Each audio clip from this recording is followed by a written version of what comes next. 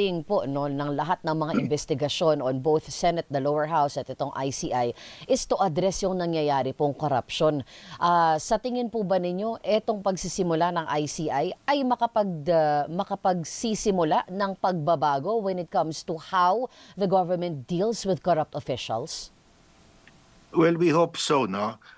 Pero what happened in the House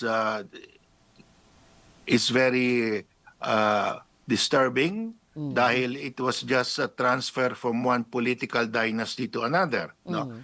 The speaker Speaker Romualdez comes from a political dynasty, and then the replacement comes from another political dynasty. Kami sa Isang Bayan, we have a pending case in the Supreme Court.